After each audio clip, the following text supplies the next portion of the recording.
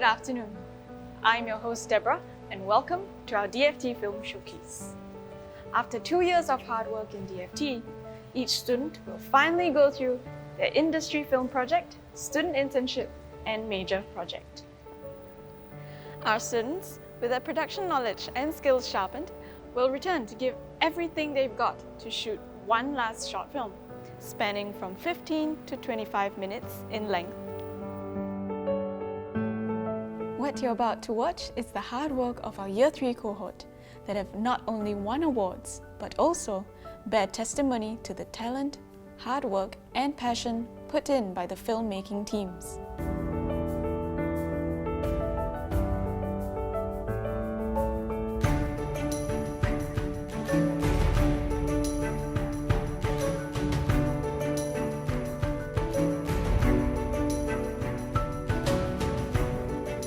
Please enjoy the handiwork of our Year 3 cohort, crafted with blood, sweat, and tears.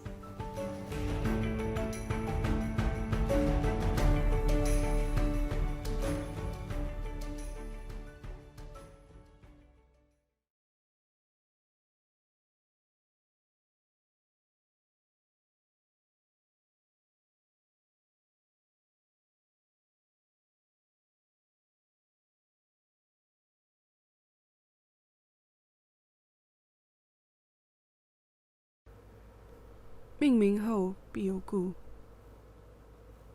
含义深深层层。若是故不争，若是名不俗，我名不争不俗。也许依然还有爱，也许是慢慢生长的悲哀，等着黑夜轻轻轻轻落下，将你我来覆盖，等着黎明的安排。过去已经过去，未来未必存在，让我们继续相信期待，都是在你广阔温暖里胸怀里，总是听到冷冷的叹息。你那不屑说谎的眼睛，始终叫我自己回忆。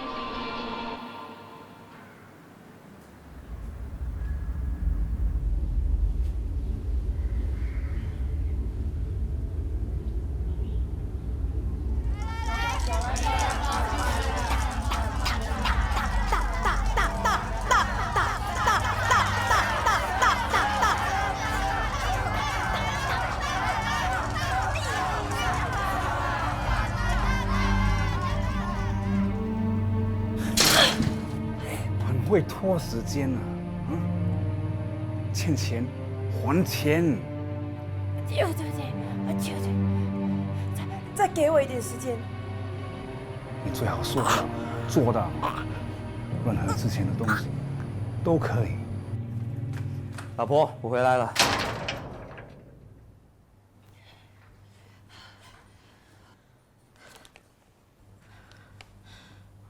我煮了你最爱吃的卤肉鸡，坐下吧。孩子呢？我做好他的脚链了。我去添饭。他还在睡觉是吗？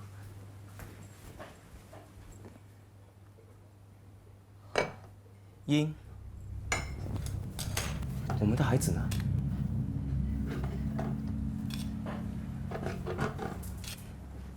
我们的孩子呢？你说话啊！我没有其他办法，我们都不够钱用，这是唯一可以倾债的办法。什么欠债？你又跑去跟大龙借钱啊？你这……你不是把我们的女儿卖了吧？啊？你疯了你！你真的把我女儿卖了！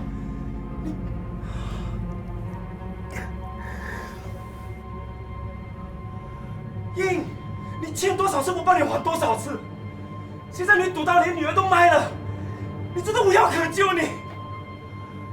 哦，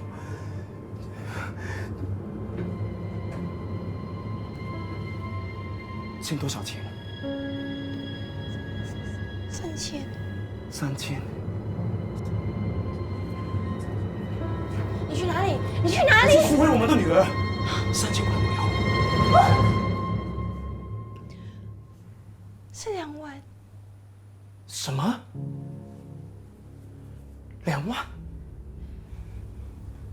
有位夫妇开出2万块的价钱买我们的宝宝。如果我们要拿回他的话，需要还2万块钱。老公啊，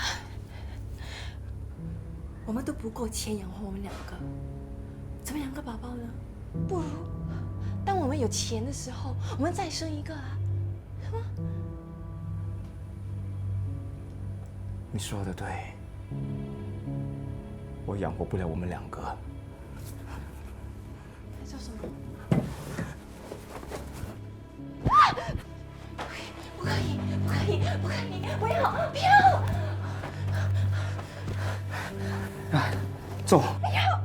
走！你走！不要！阿花，不要！我养活不了我们2个。阿花，你走！走！阿花，开门啊！阿花，开门啊！阿花，我不知道为什么会发生情，我真的不知道为什么会发生情。他讲来的时候，我很怕，我很怕。阿花，我不可以没有你，你知道吗？我不可以没有你的，我不可以。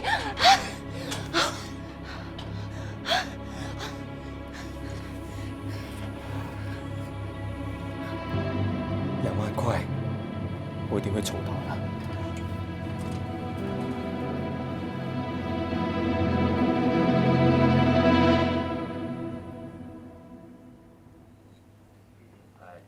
阿华了，好久不见，来坐坐。我的女儿呢？喝杯茶。不用，我要看我的女儿。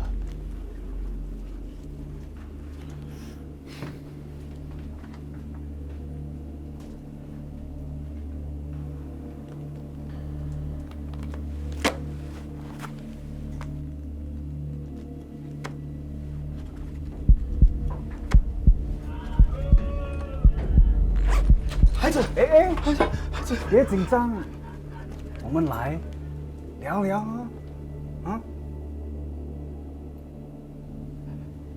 不要怕，爸爸在，不要怕，爸爸在。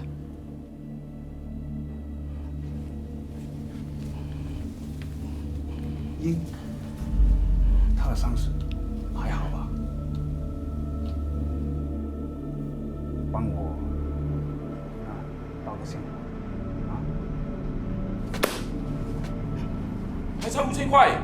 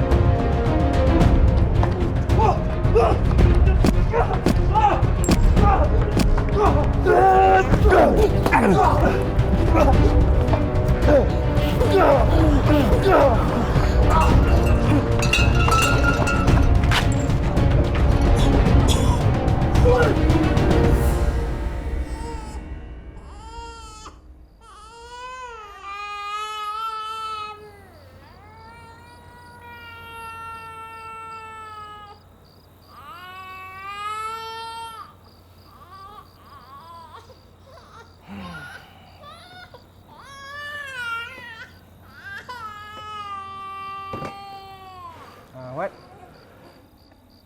kalau kau nak apa-apa lagi, kau cakap dengan aku. Kau selamat kat sini. Terima kasih, Bang.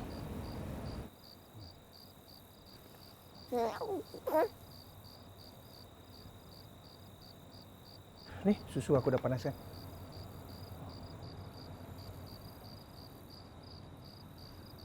Wat, apa pasal tak suruh dia susukan aja?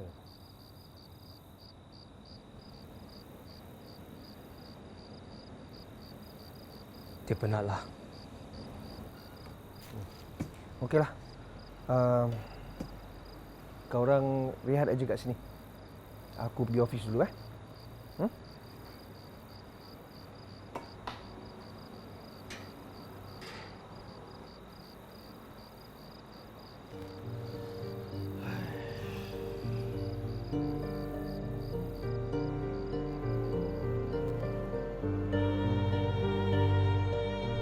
故事后必有爱，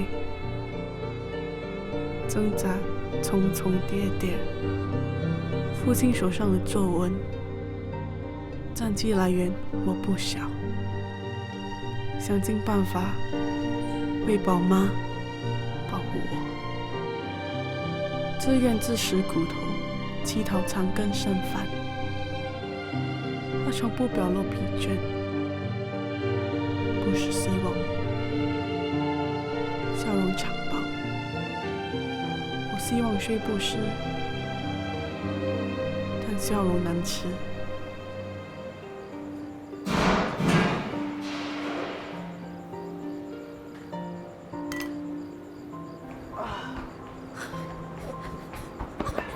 你怎么了？不要碰我！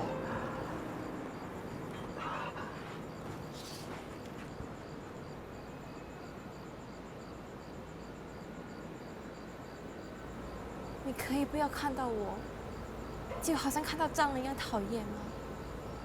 你就是我们家的蟑螂。你以为我没有发现你这几个晚上溜出去？所以，你认为我去哪里呢？你会去哪里？你去赌啊！我没有。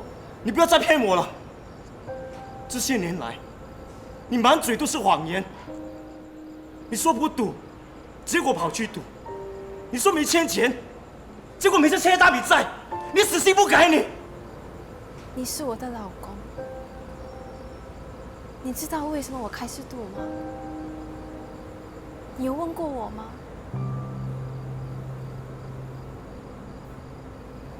你没有尝试过了解过我，所以你去赌是有苦衷的，啊？你为什么有这样的老婆？你根本不会当个妈妈！ Ya Allah, apa hal ni?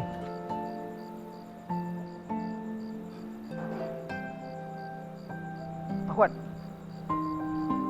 kau okey tak?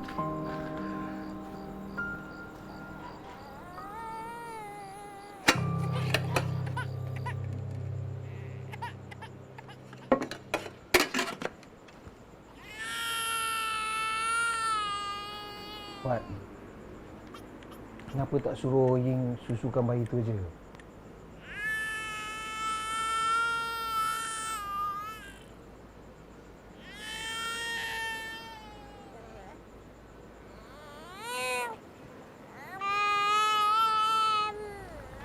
Kau punya duit dah habis kan?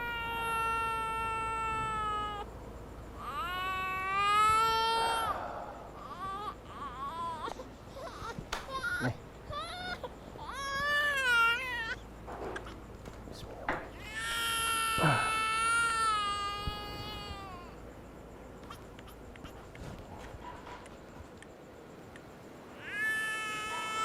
Ying? Ini pun anak engkau tau. Mari, ambil anak engkau. Pelan-pelan. Kau ambil lah berapa masa kau nak.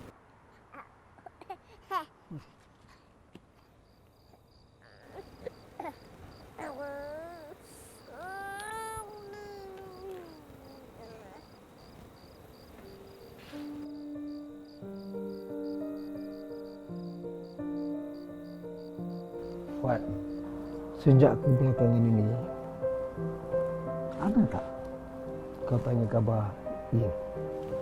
Aku tahu dia banyak buat salah, tapi kau pernah terfikir tak apa yang dia rasa bila dia buat tu semua? Atau bila suami dia sendiri tak nak dengan dia lagi? Kasihlah dia peluang.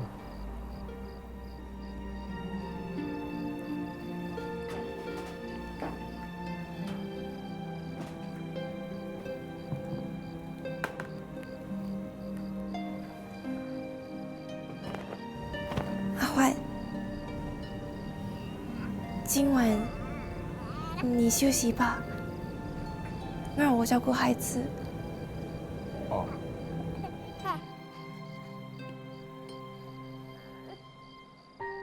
我想，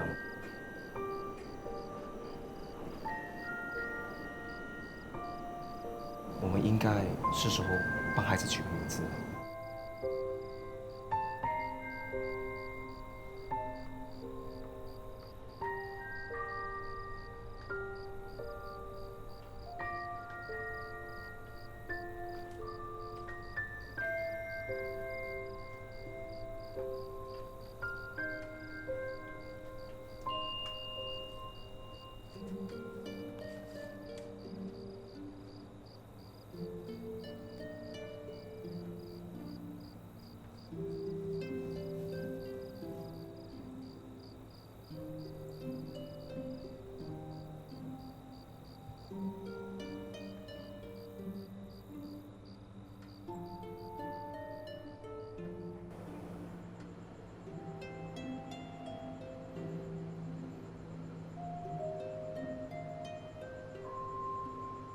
孩子呢？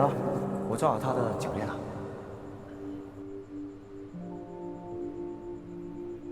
先多一点。来，我要点，来5块，5块，5块，给我4块，4块。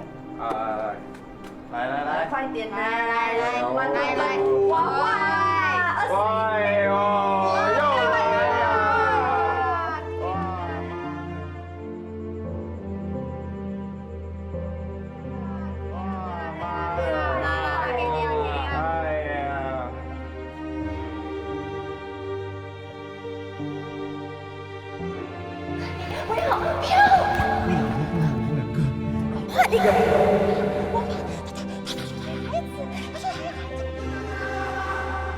你真的不要求你！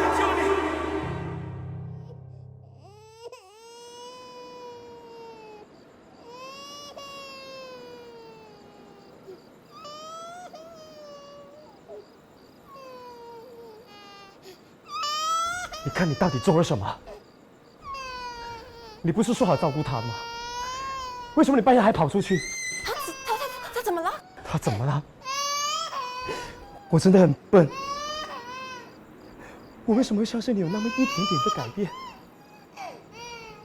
我真的很后悔，我很后悔当初娶你当我的老婆，让她找到这样的一个妈妈。你听我解释，你听我讲。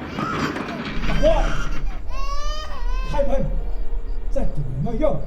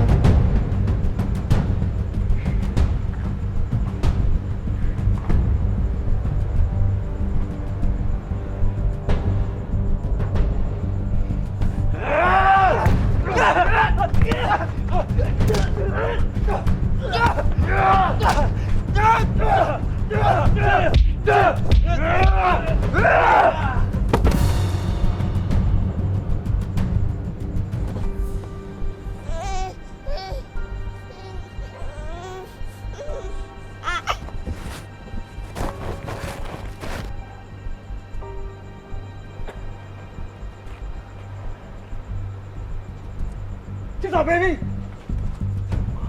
去打他！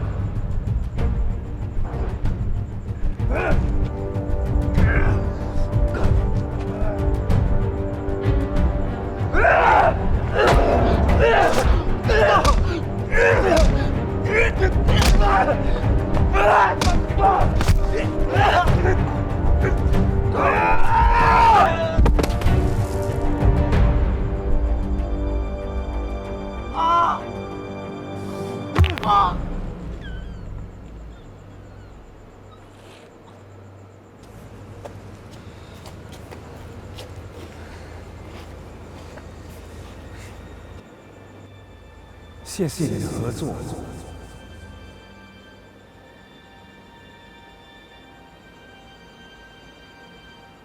Cuba percayakan ini.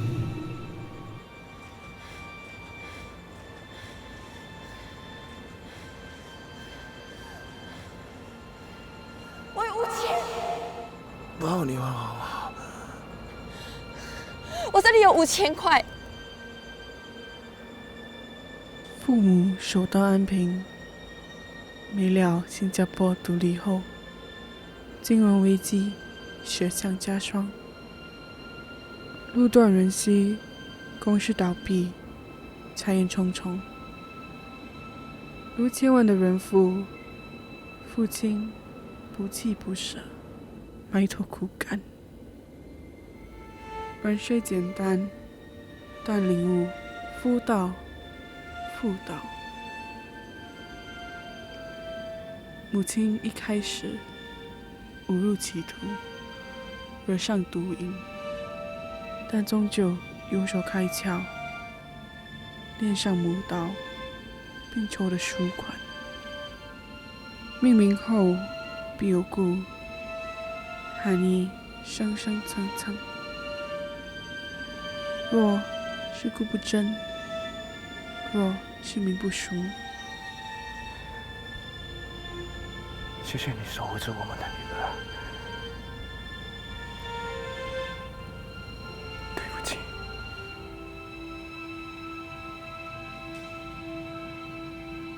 我名虽不真不熟，但深闻奥义，一诺千金，恩山义海，方名诺恩。这里，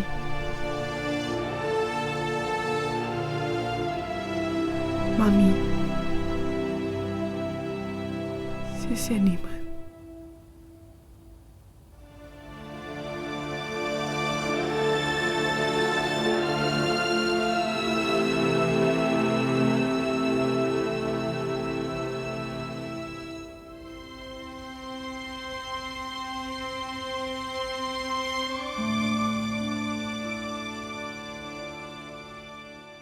等着黑夜轻轻轻轻落下，将你我来覆盖，等着黎明的安排。过去已经过去，未来未必存在，让我们继续相信现在。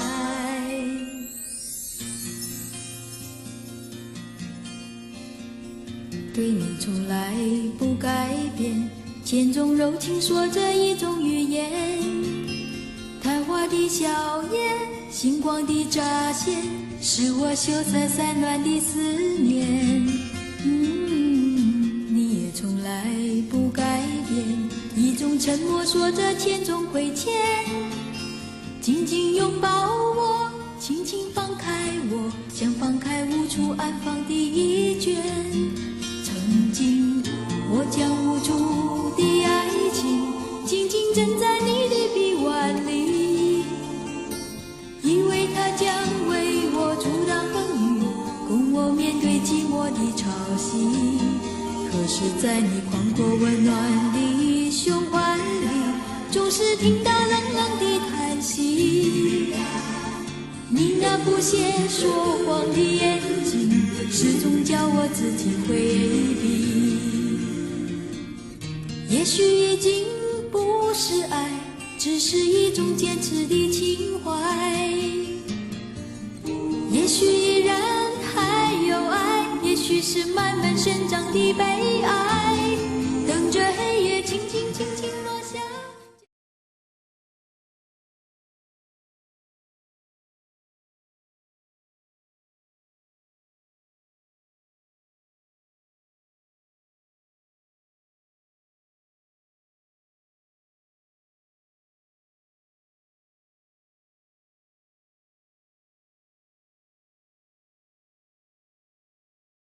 英，我们的孩子呢？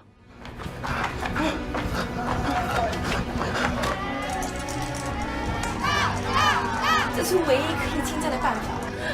阿焕，我不可以没有你。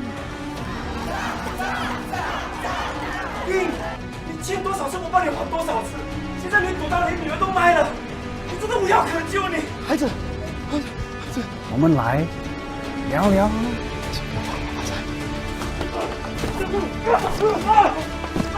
我为什么有这样的老婆？你根本不会这样干妈妈。我们都不够钱养活你，怎么养个宝宝呢2万块，我一定会找到。好，继续跑。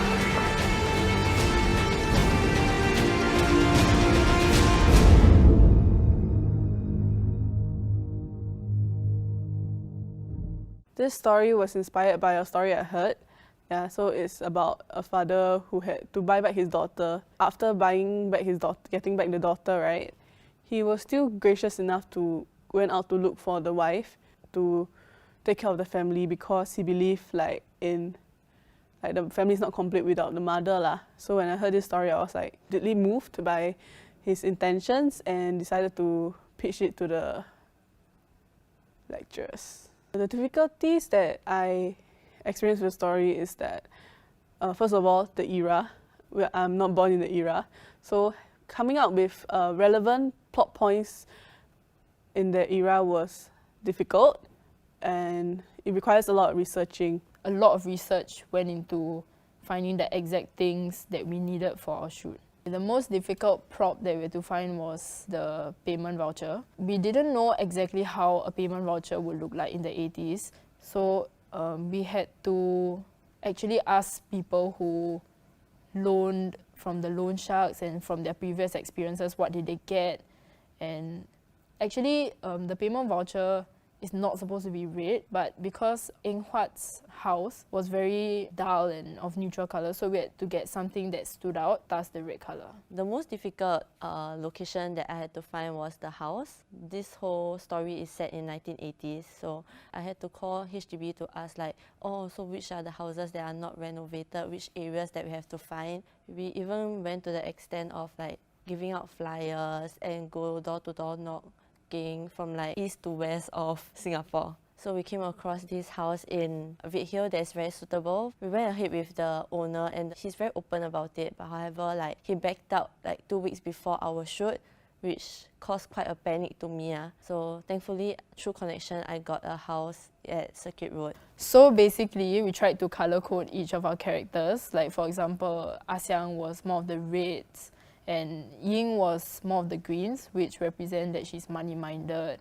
For Eng Huat, it was neutral colours like the earthy tones because we want to show that he's a very normal and average kind of guy. During wardrobe sourcing, I kept an eye out for where I could find my wardrobe lah. After exhausting like places like Kovan, Chinatown, and Little India, we were hitting like this block lah as to where we could source for vintage stuff. And I asked the stylist where I could find them. So she mentioned that we could try the Salvation Army all the way in Woodlands. I was in Bukit Merah, but yeah. And then I went there and it turned out they renovated the place and there were only 3 racks of clothes there. It wasn't easy to find like vintage pattern clothes. I could only start sourcing when our cast was confirmed. So actually, generally, we did that last while I helped Ariel with the props first. Okay, so during auditions, well, it was definitely quite a tedious process because we had quite a number of people coming in. Yeah, but ultimately, we managed to secure our main lead, male lead, which was Elvis Chin, and he is actually a Malaysian. So what happened there was one of our group members actually came across this short film that he was in. So I contacted him via Facebook and he thankfully was very willing to be on board this project. As for our female lead, it was quite a long process to try and find someone who was suitable. As I started getting desperate, I just like emailed a bunch of people, one of them being MediaCorp. So Fiona, which is Michelle's manager, said that, okay, hey, why not you audition her, see where it goes, see if you like her or not. And yeah, so that's what we did. We auditioned her and yeah, everything went well. We subsequently managed to secure her after quite some time talking and discussing the details with Fiona. For the character of Asyang, we actually got him through Sunny Pang's stunt team. So we were coordinating with Sunny Pang and his stunt troupe to help us choreograph our final fight scene, we actually went down to his workshop, and from there we saw that Jameson, he was very suitable to play this character, and we secured him while we were at the workshop. One of the workflow is Dutch angle that I play with it throughout the film that you can see. Initially, the beginning stage of my Dutch angle is mainly on emphasizing on bad guys.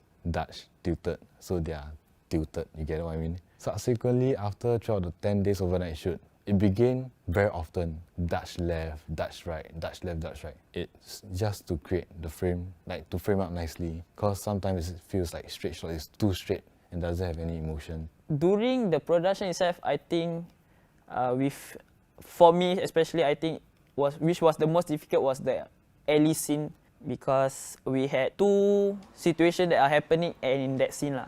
So basically one of them was a group of people gambling, and then there's Eng Huat being chased down. So to actually light up both situations simultaneously, it was quite a challenge for me, but with the help of my friends and my group members, I think we actually pulled it through together. There are actually few scenes that I actually enjoyed. One will be Asiang's gambling office, where I actually played with T5 tubes and also practicals. Why it's my favorite scene is because I actually get to build up the mood and feel of that scene from scratch. The scene that I enjoy the most is actually the toilet scene itself, which is a big accomplishment without using any lights. I think our dreams, our inspiration has become bigger and bigger each day when we're trying to film this scene. But actually, to think twice again, you can use whatever practical source in the toilet itself to shoot a nice scene, and also feels like it's actually, oh, it was lit well. Due to the time constraint and the way we shoot is actually like a feature style. Sadly to say, it was removed lah.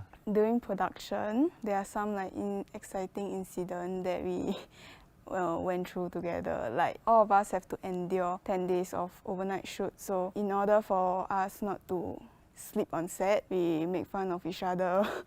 I think of like pasting tape on our producer eye to make her stay awake. So for post-production, I did a very rough edit at first, which I lay all the clips that is needed in, and because the whole rough edit was about 1 hour. A lot of scenes were cut, and some of the scenes that we really liked was also removed. How I found the song Let the Night Gently Fall is, since our era is in the 1980s, I went to search songs that we can find based in Singapore. There's a song called Sin Yao, made by local Singaporeans themselves in the 1980s. So when I showed the director, Grace, she chose that song, that particular song, because she says it fits the whole film. The most enjoyable part of the whole process during production is actually the Foleys, because my boom operator, Jackson Ho, he was the one that helped me with Foley sounds like Ian gets choked at the wall, right? He will do the Foley for me, part where Eng Hua falls on the floor and struggling, and then he will he's willing to go to the floor and struggle for me. So yeah, that's the most fun part. Doing the Foleys, actually, recreating the sounds. For the role of baby Grace, initially we had one baby, but we figured that we couldn't use her anymore because by the time we reached the point that we needed to use her, she was too grown up and we couldn't. So we found a new baby through Grace's contact. Her friend just gave birth, and just nice during post-production we can shoot the baby in the studio, which is a safer place for the baby. For the pickup baby shoot, we cannot actually shoot that wide because we are shooting in this studio over here, and we cannot even shoot this close because we are filming it in a bigger cinema screen. So technically, we have to frame just nice in the middle range of the focal length, which is around 50, which reach until the size over here. So when we preview it, it actually looks pretty normal. The problem that we encounter is actually the green fluorescent tube from the location itself. As we do not have the equipment that we actually rented out at the first place, we had to use the lights that are there for us, provided by the school. So it was a challenge as certain lightings are more harder to accomplish than the others, especially when there's a green theme, which I do not have the gel or the resource to do it. So that kind of lighting you actually have to improvise during post-production. I would say it was a joy working with these bunch. They really taught me a lot on how to be professional on set. I think I've been very lucky to be in this team of very experienced and very smart people. Through this like 1 whole year that we've been through everything together, yeah, actually we bonded quite a lot and I learned quite a lot from them. It was a hard journey for everyone. For post-production, even though there's like downside, I learned how to persevere and complete the stuff that I needed to do. Okay, throughout this whole production, I enjoy myself as I get to do what I love most, which is to do lighting. To my group of members that I've been working with throughout the year, I wish them all the best and hope to also work with them soon in the industry. I think I'm just very thankful for these other 8 group members. Yeah, because initially I didn't even believe in this story, but in the end when I pitched this story to these 8 people, they were like, oh, actually I can see it, Grace. And I think that really changed my mind, and then told the lecturers that we wanted to do this story. It wasn't I wanted to do the story, but it became we. 等着黑夜轻轻轻轻落下，将你我来覆盖，等着黎明的安排。过去已经过去，未来未必。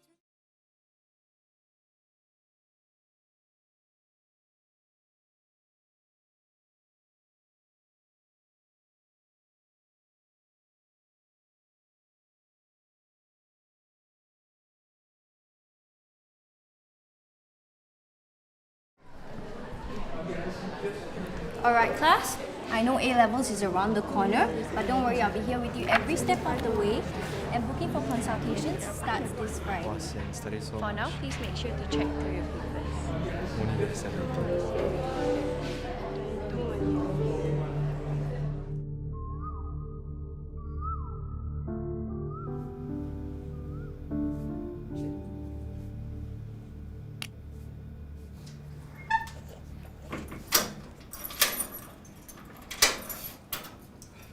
“妈，回来了。吃饱了吗？”“吃了。我留了点饭菜给你，等一下你饿了就自己弄上来吃。”“嗯。晚安。”“晚安。”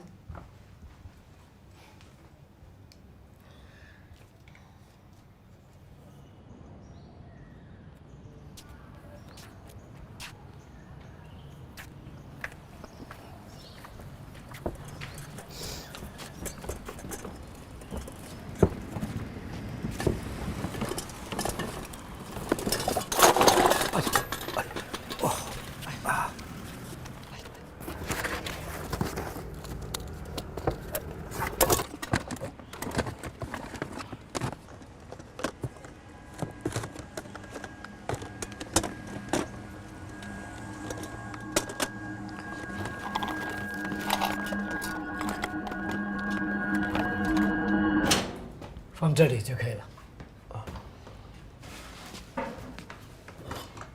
拿着。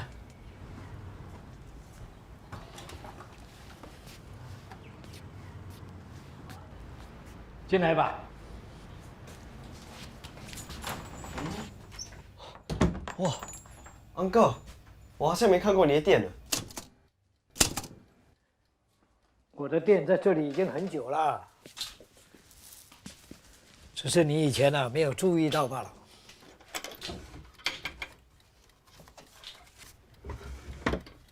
博雅，10钟给我。好。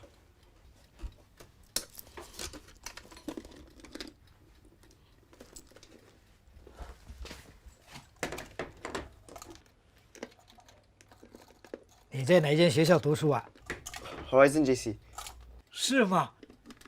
那里的学生每天都来店里找我帮忙解决他们学校里的功课问题。功课 ，Uncle， 你是补习老师啊？不是啦。不过呢，我有一个方法，可以让你考到好成绩。什么样的方法？你只要和我交换你最珍贵的东西，奇迹呀、就会在你身上发生。珍贵的东西。你今天呐、竟然这么有心帮我，好，我就免费的帮你一次。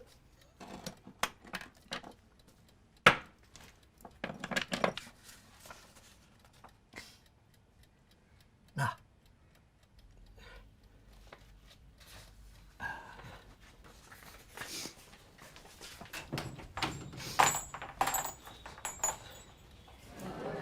This case, the support force is going to be M squared over. Why are you late? Sorry, Cha.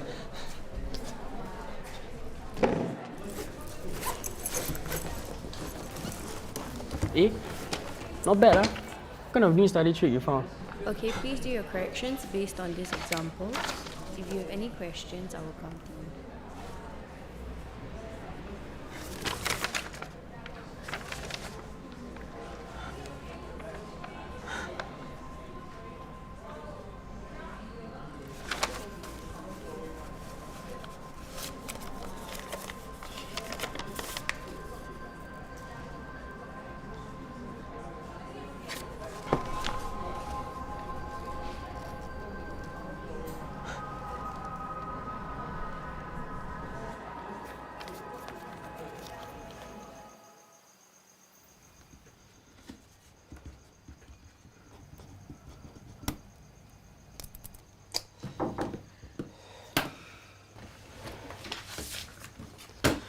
哇，这么用功啊！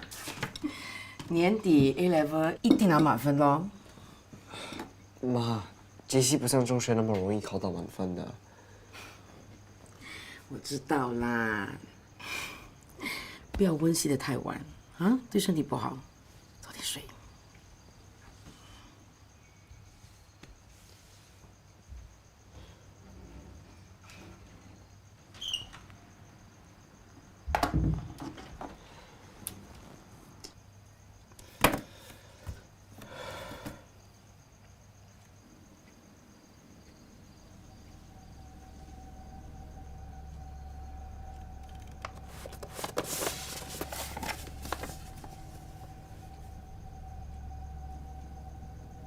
我有一个方法，可以让你考到好成绩。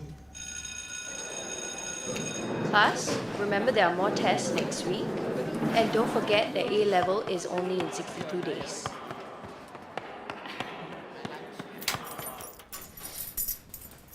回来了。为什么这几天都这么迟回来？这几天都有 training。上星期你不是跟我说你的 training 已经完了吗？哦，说错了，我是说 physics training。老师要我们加强训练，因为 A level 下来了。你要吃饭吗？不要。你要我留给你吗？不要。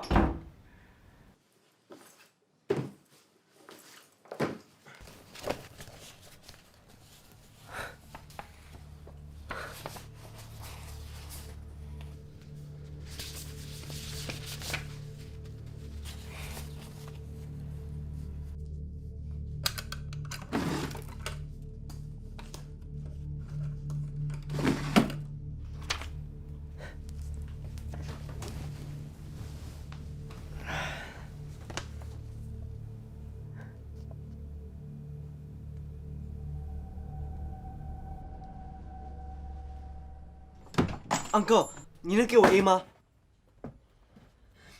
？Uncle， 我已经把所有的东西都给你了，为什么我还不是最好的？你的东西还不够珍贵。不够珍贵。我有这个，还有这个。你要考到 A， 就必须要牺牲更多。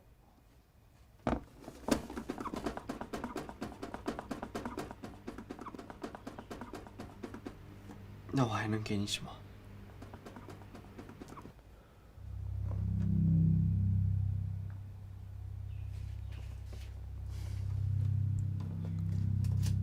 我要的是你最珍贵的记忆，懂吧？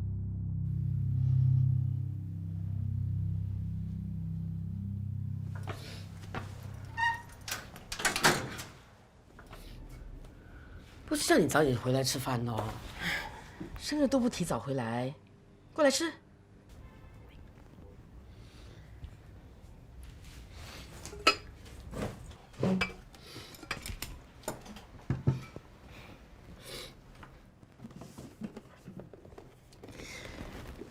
那，这给你的。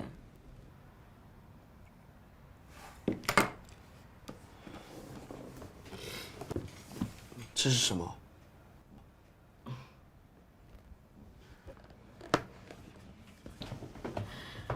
孔子啊，希望他能够在你的 A-level 助你一臂之力。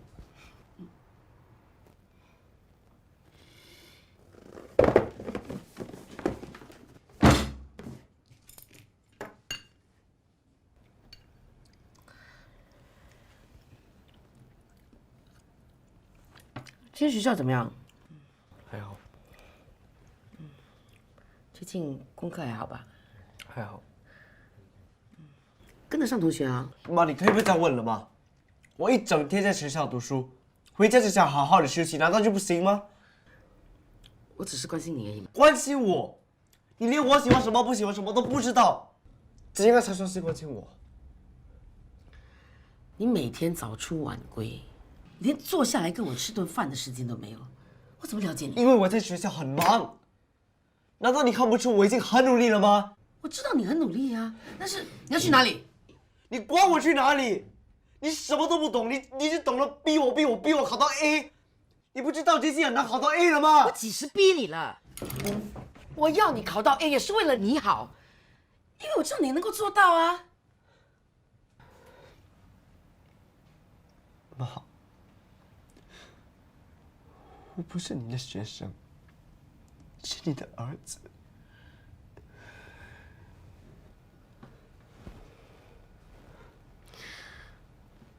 做你妈很难的。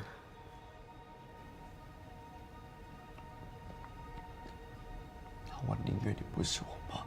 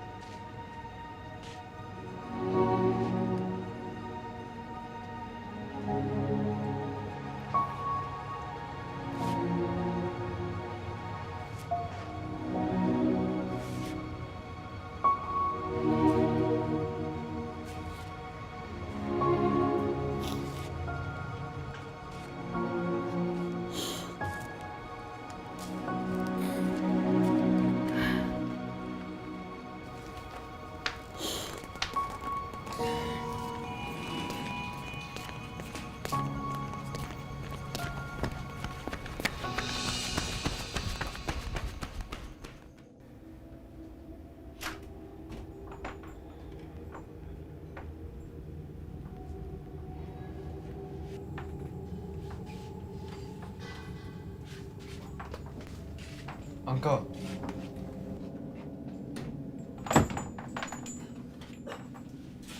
Uncle。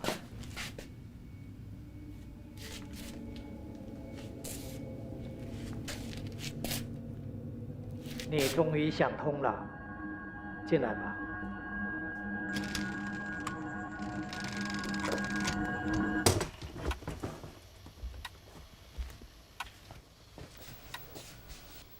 别担心，只要照着我的话去做，很快就会结束了。你只要我的记忆而已，对吗？对。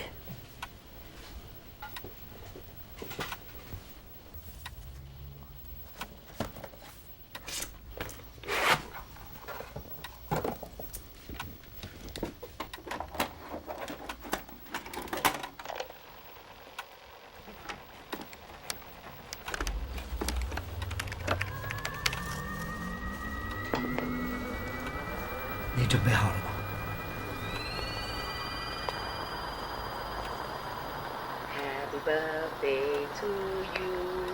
Happy birthday to you. Happy birthday to Jinwei. Happy birthday to you. 好了，可以打开眼睛了。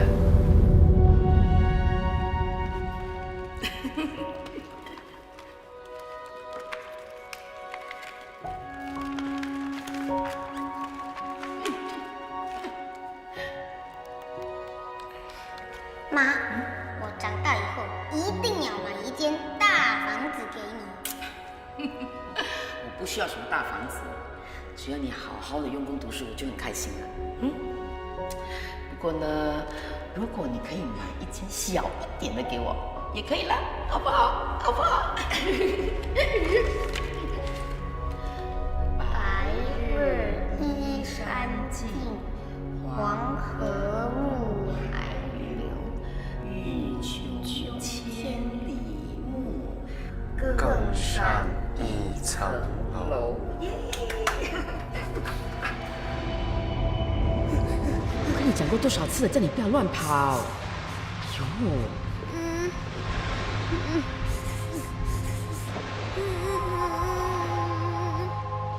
痛吗？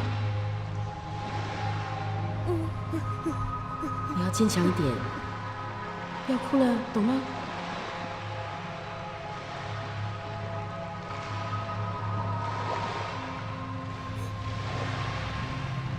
记得每次跌倒了要懂得爬起来，知道吗？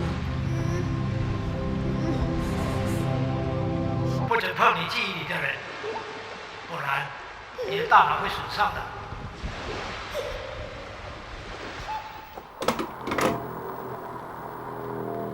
哎，小心点，不要跑。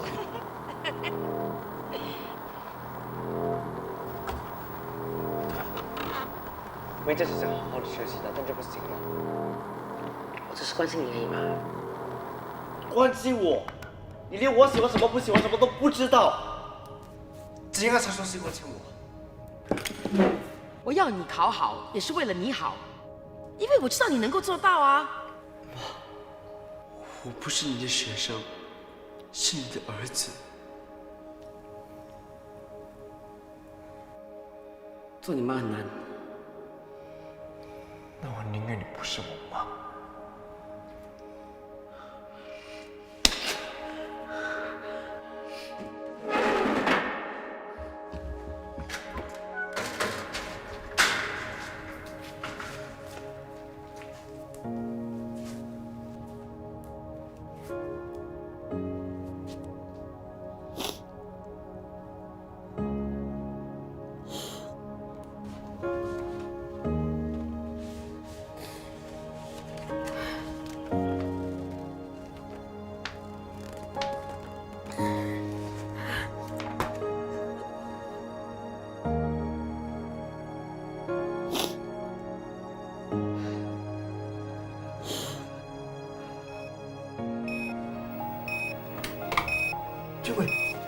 俊伟，俊伟，李俊伟。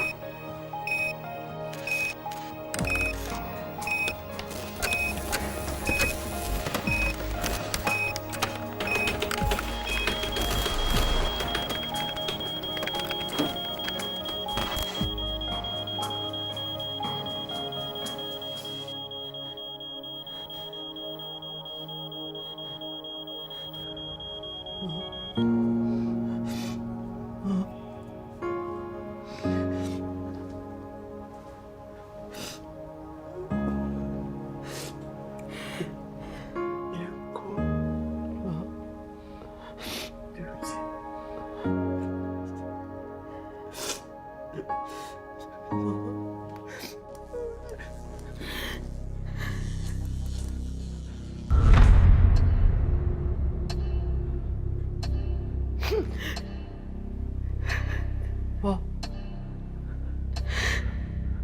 妈，老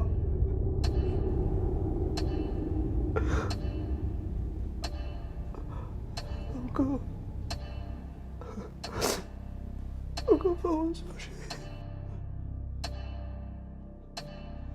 阿哥，阿哥，你听得到我吗？阿哥，放我出去！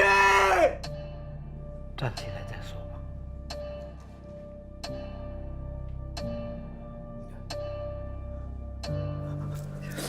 求求你，放我出去！我不要失去这个亲人。再说。给我。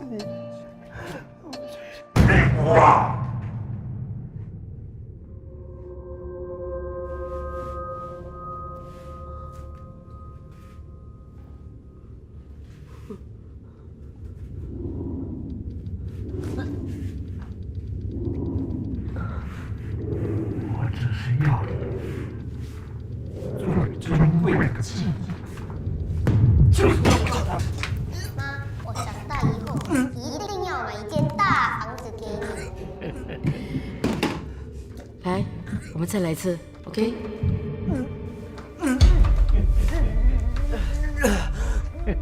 这么有功，你 A level 一定能满分。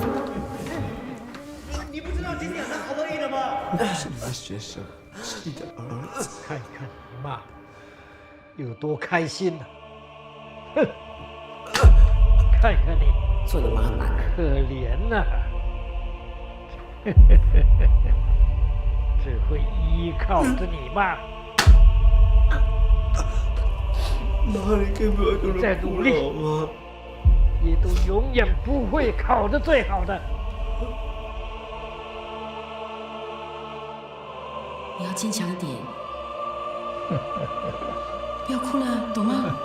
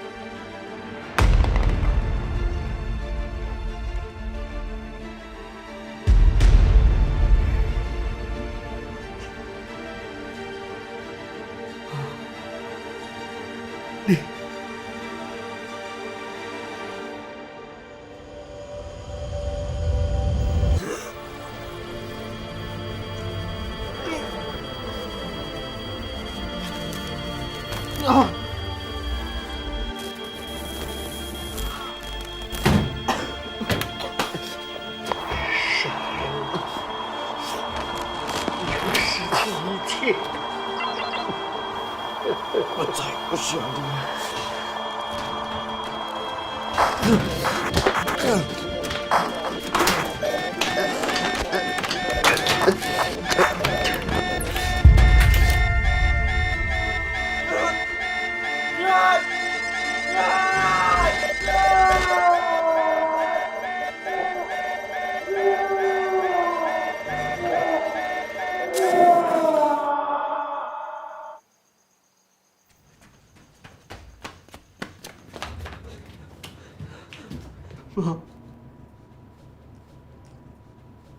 对不起。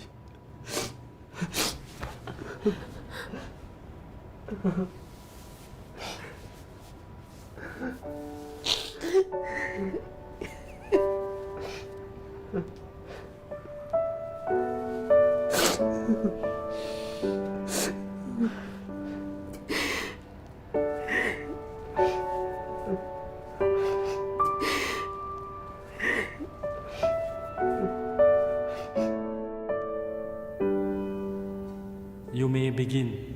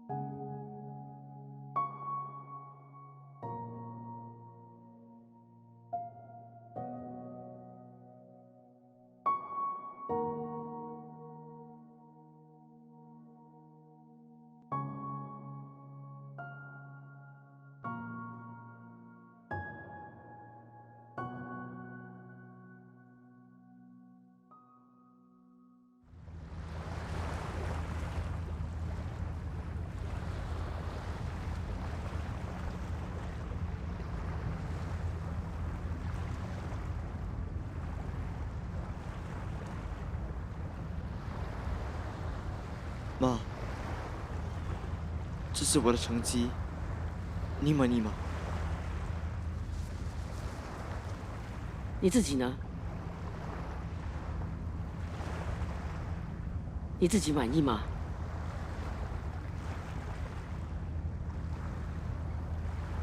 我不知道，不过我已经很努力了。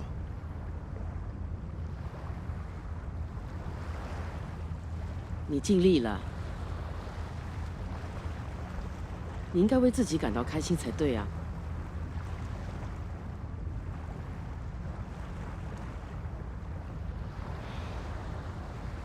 不要跟别人比，做好自己就好了。因为在妈眼里，你永远是最好的。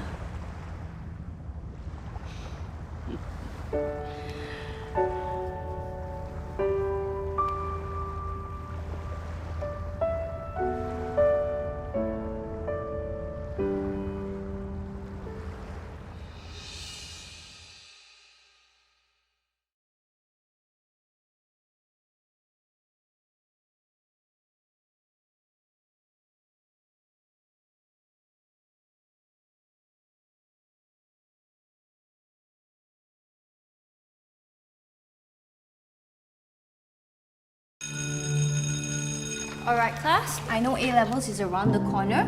我有一个方法，可以让你考到好成绩。什么样的方法？你只要和我交换你最珍贵的东西，奇迹啊，就会在你身上发生。浩哥，你听得到我吗？放我出去！ So in Japan, we went to a shop that is actually very like mysterious also, I would say. The shop was quite cool because it has a lot of vintage items. So I think that's one of the inspiration that we got for the film. When we left the shop, I was just saying, damn, what if this dude is like a serial killer? Isn't it intriguing that every items that you see at thrift shop all has a underlying like story behind it? When it comes to FYP, then we were supposed to write a script. Then I suddenly kind of thought of the shop, and then I thought of like what she said. Then, of course, but we are not going for such dark direction. So I made it into something different because make it into like a dream shop that can help you achieve stuff. But because I want to be more specific with what the shopkeeper actually trades, then I decided on results. Because during that period of time, my friends, they were in JC. And they say they were like really stressed out because of like expectation and results. It just feels like it's never enough. They can never have their own time. Everything is just about studying. So that made me want to write something that's for the JC students. So location scouting was, oh my god, it was so crazy because like we have to go to various locations, and the fact that I need to come up with a whole list and it's a specific list of where we're supposed to go instead of like a general thing. So we only got the finalized location like 3 weeks before shoot, and it's pretty crazy because all the locations were really far. One was in Jurong, which was the shop, and one was in like Bedok House, which was, yeah, it was like 2 ends. And I only got the location at the last minute, and it's like a miracle. Location recce is quite fun, to be honest. I like location recce. It's quite fun. It's quite fun, quite stressful, but when you do it together as a team, it's quite fun. Going door to door.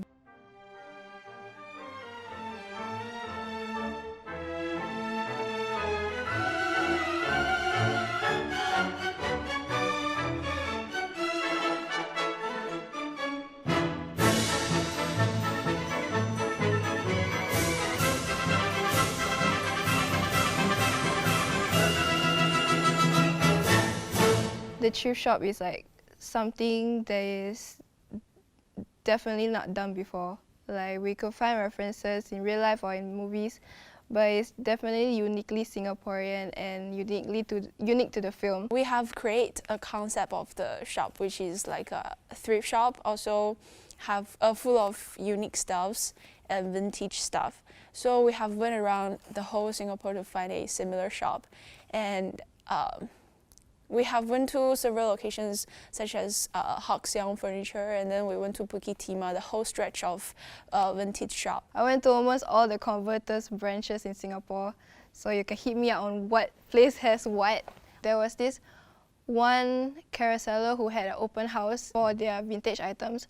So when I first went down to one of their locations, it was completely new experience for me because it was the first time that I saw someone's house be filled to the brim with antique items. So after telling my group mates about it, we actually went to their second location, which is at Jalan Bahagia, and we wanted this shop for our film.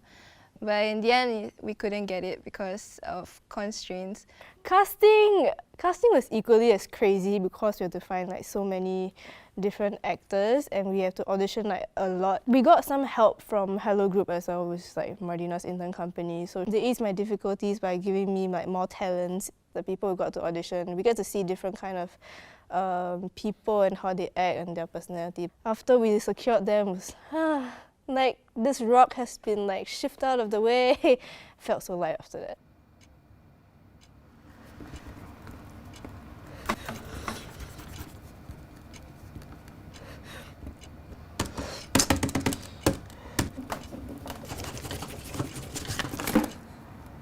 Lee Junwei is I think it's a boyfriend with a lot of insecurities. And like insecurities that a lot of students have, like insecurities with their grades, feeling like they're not doing enough to beat their friends, not doing enough to meet their own expectations, meet their own mother's expectations, and just to have that kind of self-worth. The whole story just shows him trying to turn to something else to satisfy this insecurity. For Junwei, I think the most difficult things to find was the things that I had to customize. One of them was his PE attire and Junwei's basketball jersey. It was actually quite a challenge to find a PE attire that I had to kind of find from scratch. So I found a shop that already had it in stock, which was a white dry fit shirt with like black details on the sleeves. And then I went to another t-shirt store that allowed me to print the Huan logo on top, which was designed by our dear Dina. At the start of the film, he's really tired, but he's working very hard for his test. He didn't get good grades. But the more he meets Huan, the more he gets influenced by Huan. He starts selling his things. The more he sells his things, the more his eye bags will show. So it gets darker and darker each time. That's, I think, one of the most important parts of Junwei's makeup. As a teacher character for the mom, it kind of like explains why Junwei is like that, why he strives for the best, and why he might not be, why he's under so much stress. But we're not trying to put like shed a bad light on teacher, but we're trying to say that like sometimes as a teacher you might focus too much on the academics because that is what you are used to doing in school. One of the reasons why we chose to make the mom the teacher is also because we wanted to emphasize more on Junwei's upbringing and how at different stage of his life he had different goals and his attitude was different towards his mom and things like that. The very idea that his mom is very strict but at the same time she's very nurturing is actually, I felt that it was relatable to a lot of parents out there, especially traditional parents. 我觉得素芳她是一个很传统的女性，首先她不是只是家庭主妇哦，那么她本身的职业是为教师教员，所以呢在家里就是整天就是有很多本子要要打分呐，这样子有很多工作，老师都是这样子，都是很忙的，对吗？然后回来了就接到孩子，那么希望做最好的菜，好好的照顾他。 关心他，可是就像一般的母亲，大多数的母亲，在关心的当儿，其实不知道怎么样才是所谓的正确的关心，就是孩子会觉得说母亲给他压力，其实他没有啦，其实我觉得他就是尽他所能去保护孩子，希望孩子好，但是孩子通常都会误会的，因为爱而不懂得爱。 比根本不爱更悲哀。幻，他是一个科幻的人物了，所以要演这个角色呢，除了说了解剧本之外，还是要靠一些想象。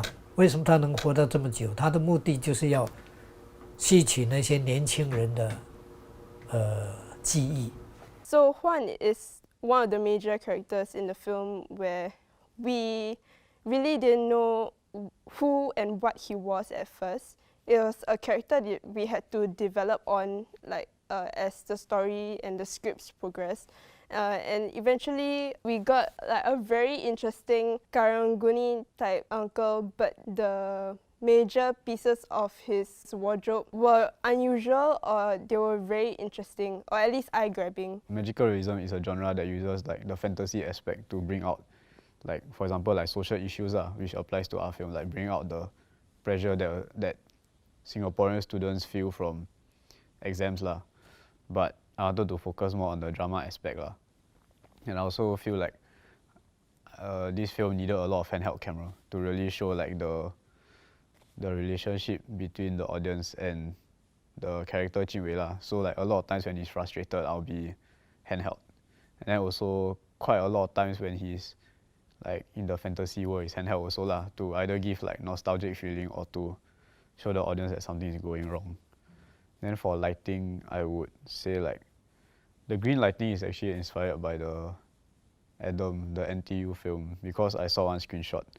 Then it's like that green fluorescent tube, like a practical in the foreground, then like a red fluorescent tube in the background. Then I thought like, whoa, if this green color exists in real life, which like actually if you notice like a lot of old places, if their fluorescent tube is like old, then you have this green glow. Then I thought about it like, wow, actually this green quite nice. Then it actually like, for me it became like Huan's color because power, greed, and evil. Yeah, then from there like the film sort of gets greener as you go through each act. I think the most memorable experience, like usually for me, is the one where I go through the hardest things. And for this shoot, I've done something that I've never done before, which is 3 consecutive overnight shoots. And that was quite crazy. I'll be like quite energetic, like, oh, overnight shoot very fun until 2 a.m. Then after I reach like 4 a.m, 5 a.m, right, I start falling asleep on the chair. Then the director talking to me, sorry. It's a very interesting experience, filming overnight. Very fun also. And like, you really feel that sense of accomplishment in the morning when it's 7 a.m. and you rap. So on set, the most important people that you need to watch welfare for is your talent. And at that time, Ian had to be doing 3 overnight shoots back to back. It was very tiring. I can see the tired eyes and all that. So for our talent, every single shot I have to make sure either myself or my PA, they just feed them water. Whether they need to pee a lot of times, just feed them water, because water is really a source of energy for them to keep on moving. To be honest, I really was really thinking of what to get for the crew, because at overnight at 2, 3, 4 a.m. in the morning, everyone's so sian, everyone's so tired. And I am the head of welfare, and to make sure everyone is still alive during that shoot, I need to make sure I get good food at least lah. Okay. I mean, I hope pizzas are good for the team. I hope it's good for you guys. I mean, I got nothing but pizzas at that time when I was like eating pizzas for 2 overnight shoots. And I'm glad that Ian, our main cast, ate 10 slices of pizza. I was like, okay, important, feed your talent. On set, I will watch the playbacks with the director and to comment on the shots and also how to improve on the shots. Because when you are watching the mon, right, when you go back home, you have a better idea of what videos you already have. So it makes the editing process less slow. I would say it paces up my process faster as an editor. Sometimes I will stitch the shots together for the director to see if like it kind of works or not. Like on set wrangling and immediately view the shots. 这个给你的。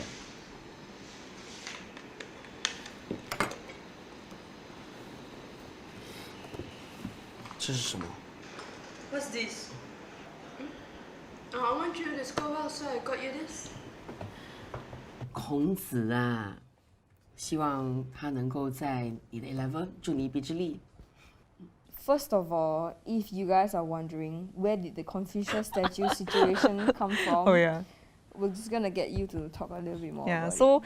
when everybody heard of the Confucius idea, they thought it was like out of the world. They're like, what kind of thing are you thinking in your head to come up with this Confucius idea? Until I say that, you know what, it's a true story. So my mom gave me but I wasn't like defensive as Jun Wei lah, because I mean I thought that it was really funny. Then it was something very different that like honestly I've never heard anyone done this before to their kids. Then she gave it to me. All she wanted her to do after getting this It's to score well for her. Yes.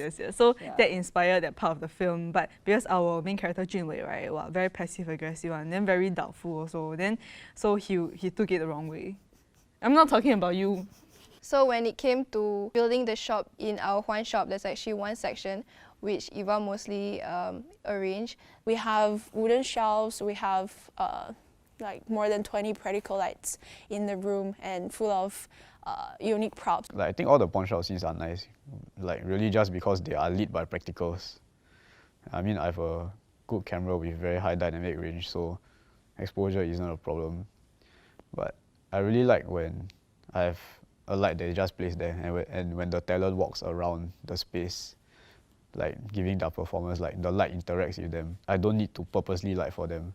The middle scene to me is my favorite because he's actually just lit by a single practical and the ambience of the room, and the placement of the practical was there since the start, but it's actually like the blocking and Junwei's like performance that really made the lighting shine up. From how the idea was created at first, I was like really looking forward to how the tree shop would look like. And honestly, like it's very surprising because it actually turned out differently from how I thought it would be, but in a good way because everybody has a different concept of the tree shop. So it was very exciting when I first saw the tree shop. I thought like, wow, everyone's gonna be so impressed by this. Then I'm very happy to be in the set, you know, and then I'm like a prop mom looking at the script coming alive. The only reason why it's unique is because it consists of items that belongs to each and every one of the team members. It kind of fits the idea of the film as well, the whole idea of, you know, trading in your precious item. So I'm happy that, you know, the shop turned out so well. All of the art department's hard work went into that. So like we spent 3 days just to build up what is on screen. The thrift shop is like a baby for the whole art team. Everybody was so satisfied with the outcome of the thrift shop. So everything happened in that shop is memorable. One of the most memorable experience on set was the day where it suddenly rained very heavily. It almost killed all of our tech equipments and things like that. I witnessed all of us, from the producers, from the production team, from the technical team, we all come together to save the equipment. Almost all of us get drenched because of the rain, but then even like the rain won't stop us from carrying this shoot. Yeah, so it shows the passion that we have for filmmaking. I've always imagined the memory extraction room to be a place that is very cold, and then the items that are used by Huan is definitely the items that he collects. So it looks like it's very homemade. It should look like it's different, but at the same time it should have some elements from the main thrift shop itself. So that's why we have like those Chinese names on the VHS tapes and things like that. It's just like the Huan's personality. He has the welcoming like look, but deepest part of his heart is evil. So to create the contrast, we have created the color of the Huan room into a colder tone, and more metallic stuff will be added in, more electronical stuff will be added in. When Huan is like really evil, then I lead him the same way with a top-down light. Then he has like a kick from the side of like either tungsten or red. Yeah, then there was one shot which is very nice. It's like the low angle one. Wow, they're very evil. I think like that's my favorite like shot of the entire film. 说实在的，这样的片呢，我是第一次拍呀。我觉得那些假的科技的东西也蛮好玩的。For me, like I got my own set of vintage lenses lah, which add a lot to the story. So like if you look carefully, every fantasy scene is shot on vintage lenses. So I think that really helped bring out the fantasy aspect, because these lenses are very different from the Canon C and E primes. Like they're very old and they're very like, they cause a lot of workflow problems. But at the end of the day, the look, the character, the bokeh, all you cannot find in the Canon C and E's. I would say that the whole memory sequence is actually my favorite part of the film, because it shot it in a way that is very nostalgic and very close to home.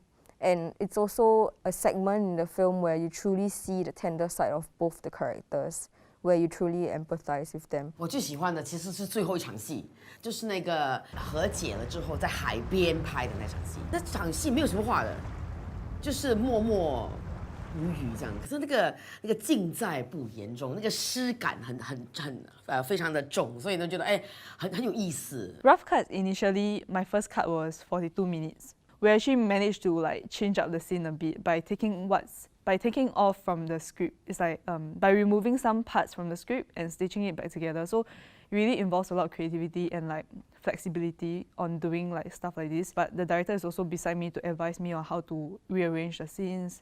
Even the lecturers also like advised me on that. So yeah, that one was, it was tiring lah to cut things down, but in the end we still made it. So I'm very like proud and very thankful about it. 很开心，因为跟你们这些年轻人在一起啊，你们都充满着活力，这个会感染到我这个老人家。导演都很细心的分析这个角色，还有这些工作人员都有耐心，对我也蛮尊重的，对年纪大的人都很尊重，我觉得这个是很难得的，这是我最感到欣慰的。I'm very happy with the crew lah. Very thankful that despite all the long hours, tiring shoots, they were always there to like make sure that I was well taken care of. 其实我觉得这整个制作团队，觉得每个人都很有爱心呐，就是很有爱心的，就是要不要喝水啊，热不热啊，要不要纸巾啊，这种的，所以无微不至，你知道吗？对，所以我就觉得是很 nice， 他们真的是很有爱心的年轻人。那么看到他们团队非常的和谐，非常的团结，互相帮忙，这也是很感动的一件事情。他们的热忱也深深的感动了我，希望他们好好努力，为我们新加坡的电影圈就是能够增加更多的活力。To look back on the whole process of like more than a year, I think the whole thing just like super memorable to me. It's a meaningful experience for everybody to grow, to learn. It's just been a long journey for all of us to bond together, to understand each other's difficulties, whether it be personal or whether it be team related. But now, after finishing the project and seeing it on a screen, I feel proud. I feel so proud of my art team, the group. At the end of the day, we might not be the most bonded team, but at the same time, we still go through this FRP journey together, and I'm very happy to go through it with you all. Don't know why, but this film was quite important to me. That's why I strive for a lot, like visually. If I were to do it again, I guess I'll give it a shot again. It's fun, like FYP, it really is. Just enjoy the process. I can see that all of them are very passionate in doing their tasks. This friendship that is formed during this project and all these lessons that I've learned, it will basically stick with me for the rest of my life as well. I enjoy FYP, I'm very proud of this film, and I'm very thankful for everybody's hard work that's put into this one. No matter what happened, honestly, no matter what challenges you face with every member of the team, it's an experience, and I love everyone. I like everyone. It's a good team. It's a great team, and it's a great film. Yeah, so watch it, everyone. 这群年轻人，让我很实际的感受到，要梦想是很重要的。Just don't miss the film. Just go watch it. That's all I can tell you.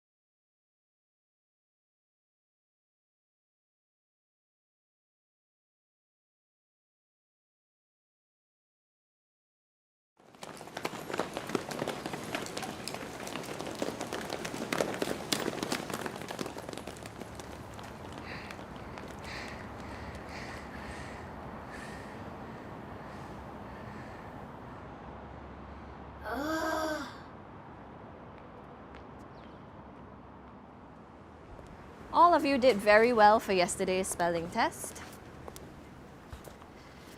Especially Emily. She got full marks. Well done.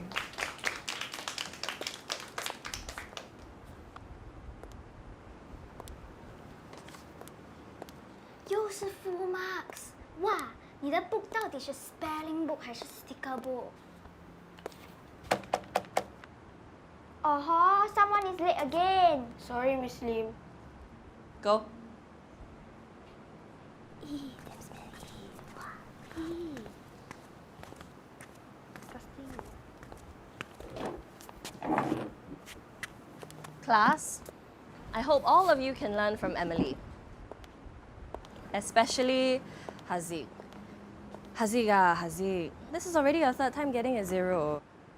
Can you please stop laying eggs? You're not a chicken, you know. Chicken. Shh. Don't laugh at your classmates.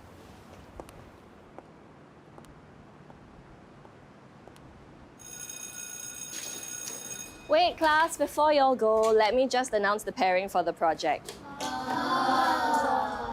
Mei Ling, you'll be with Yixiang. Kelvin with Vanya. Ai Li with Zhiwen. Emily, you pair with Haziq. Miss Lim, can I pair with Sarah instead? No, But Miss Lim. unless you want this, 3? 0.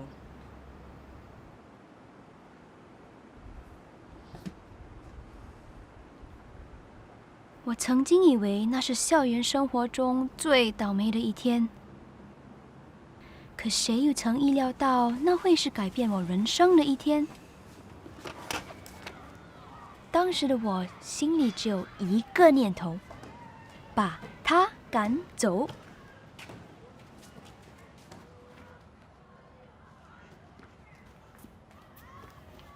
把拉链拉开。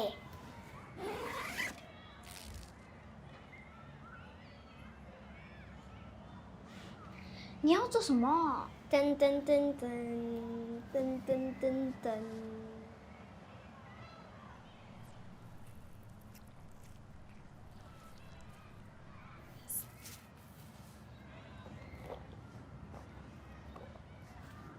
OK， 搞定 ，Let's go。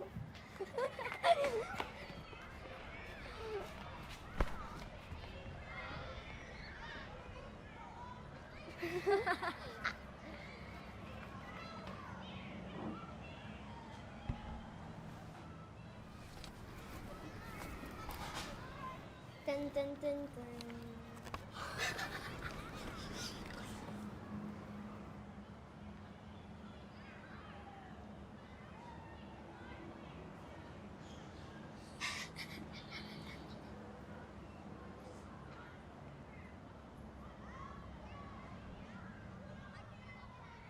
诶，他在我桌子做什么？我要上厕所。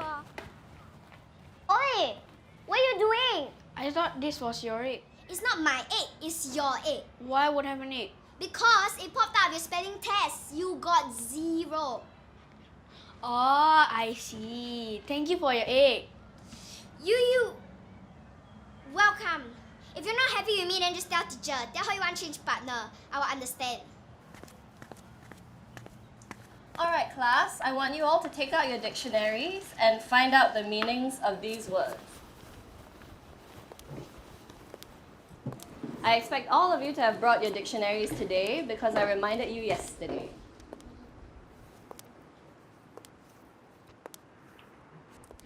怎么办？我忘了带，有没有 extra？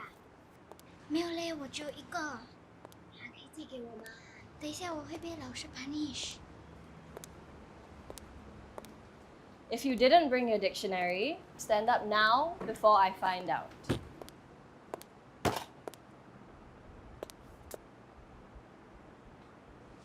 You forgot your dictionary? Sorry, Miss Lim.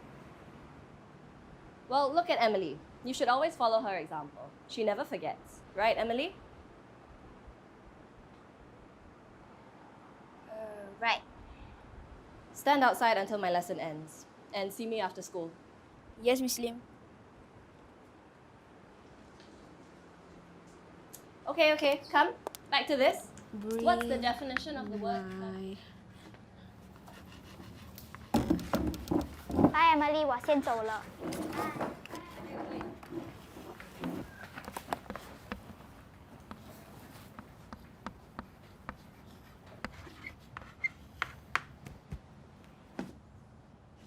I'll pair with you, but only for work. Okay. For this project, we must find a company where we can work for together one day and... Oh, I already found a company. You found a company? My nenek runs a business. Oh, what company? It's called Hong Pan Yu Private Limited. Really? She's the CEO. Really? Whatever. What's the address?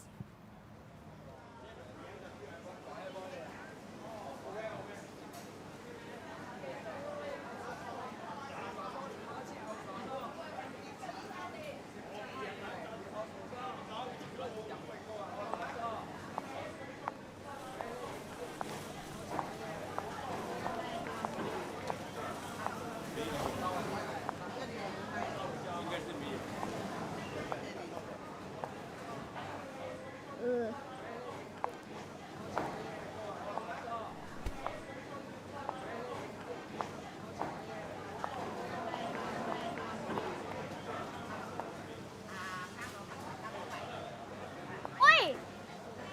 Hi, Emily, you're here. You big liar! What liar? You say your nenek runs a business. Yes, she sells fish. How is all this Hong Pan Yu Private Limited? Hong Pan Yi. This is my nenek. Nenek, this is my friend Emily. Friend? What? No, we're just partners. She is the CEO of Hong Pan Yu Private Limited. So I never lied. You. You welcome.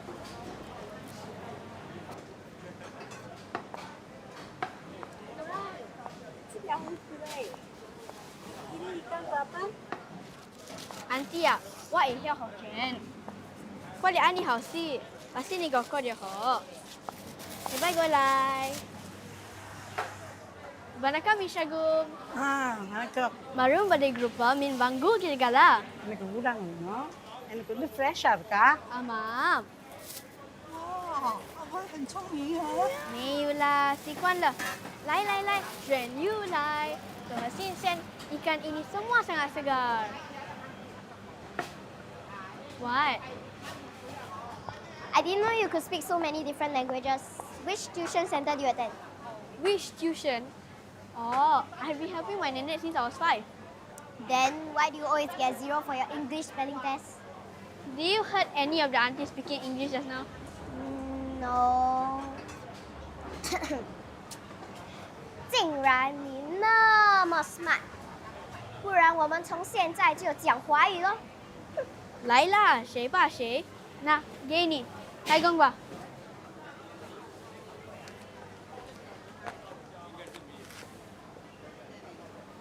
Gitu ya, Bel?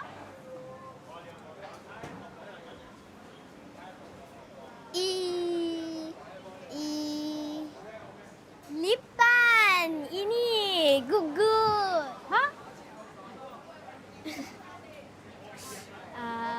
Modern Telebe Venezuela.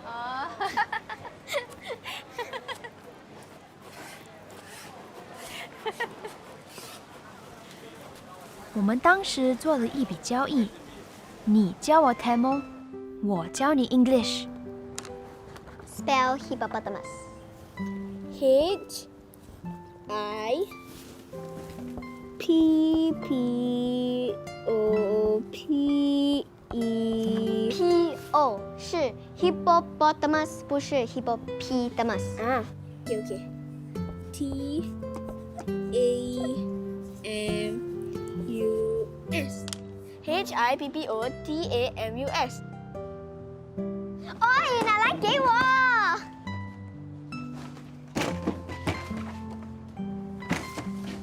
OK， 我给你2块，你把那个给我。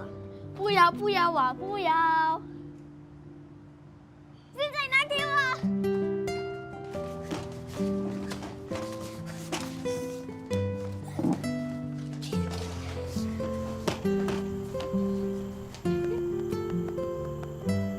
马累。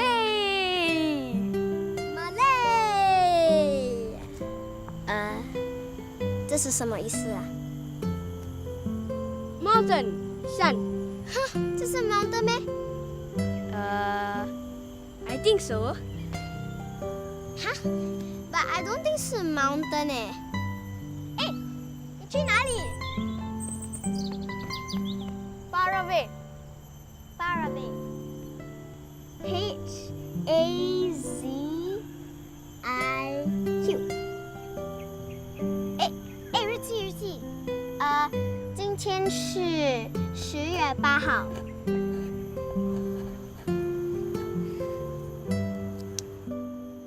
Yen Peru Haziq.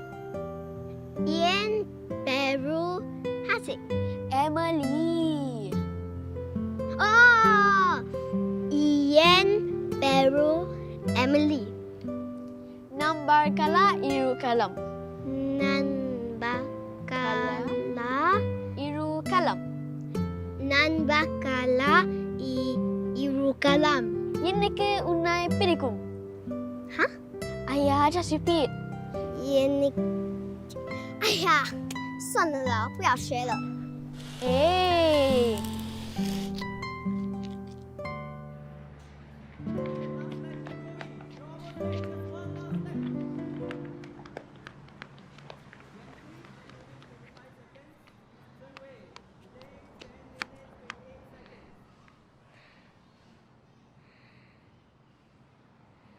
加油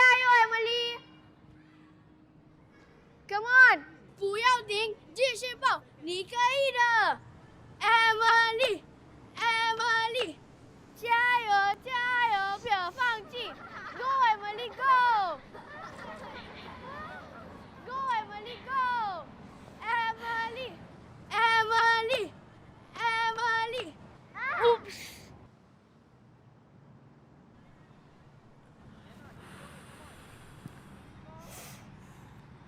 会动吗？哎，那，给你。Gummy bear？我的奶奶告诉我，Gummy bear 有神奇的 power。神奇的 power？什么 power？让所有痛苦消失的 power。Try。Okay, get up. 我陪你训练，我们比赛跑，看谁最快。当然是我最快啊！是啊，是啊。OK， 我是1、2。嘿，你记 ，loser。就这样 ，Gummy Bear 成为了我们之间友情的信物。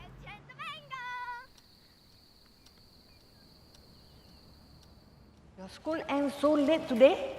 Oh, Haziq stayed back in school to practice running with me just now. Oh, Haziq practice with you? Anyway, Haziq, tolong Nenek bawa ni pergi atas. I forgot to buy something. Emily can follow Nenek. Did Haziq told you about his illness? He's sick?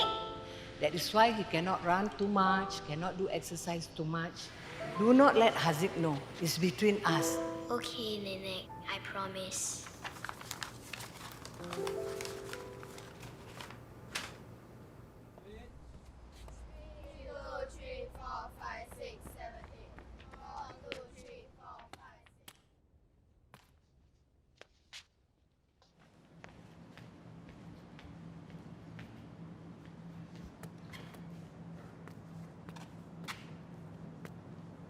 Eh?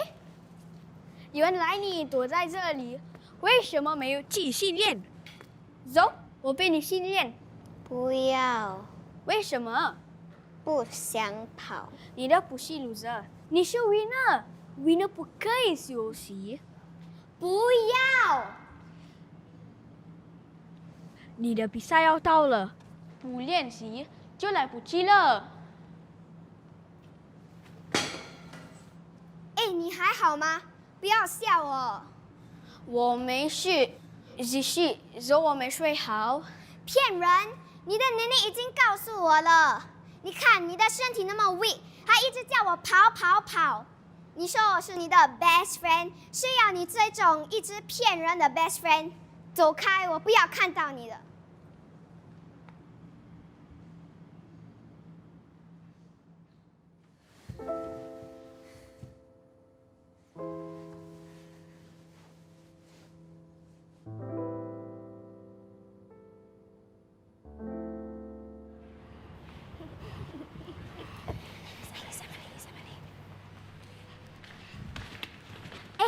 BFF Haziq 呢？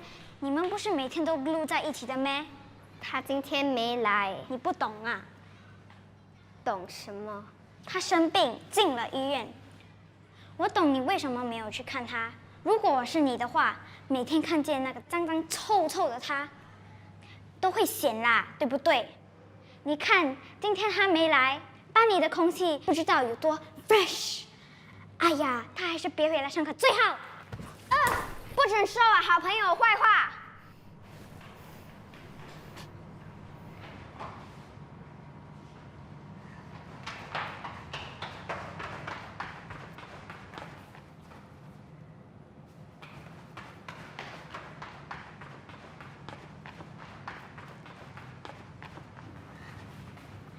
Nenek!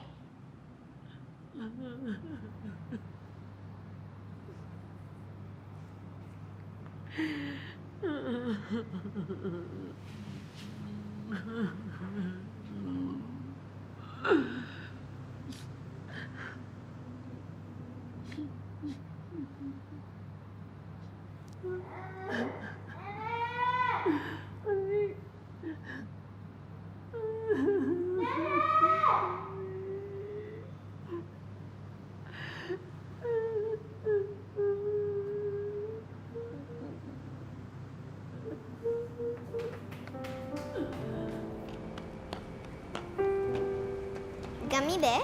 我的奶奶告诉我 ，Gummy bear 有神奇的power。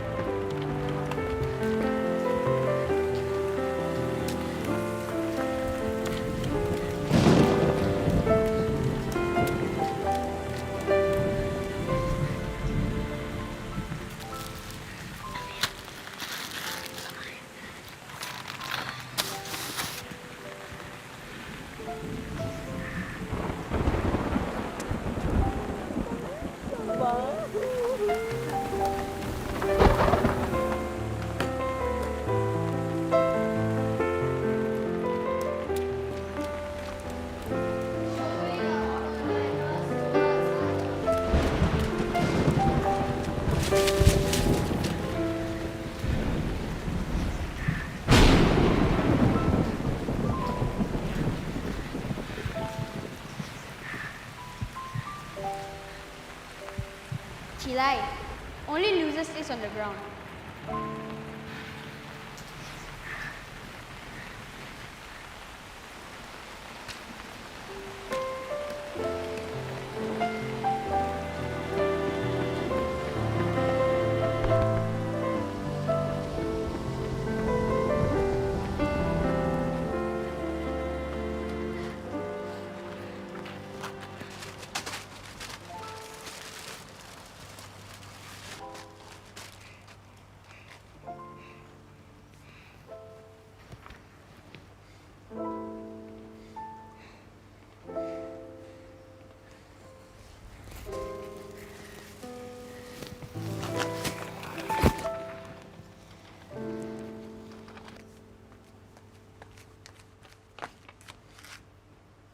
Hey, உனக்கு என்ன வேணும்?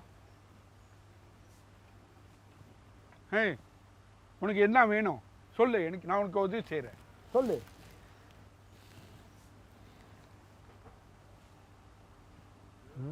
உனக்கு என்ன வேணும்? நான் உதவி செய்றேன். என்ன வேணும்? 这个是 Kami Karate。Kami Karate。Kami Karate。Repeat， 最后一次。Kami Karate。Kami Karate。啊？என்ன சொல்ற? Kami Karate。ஓ, கம்மி கரடி முட்டாய். Kami Karate 喂。哦。喂。Okay， வா.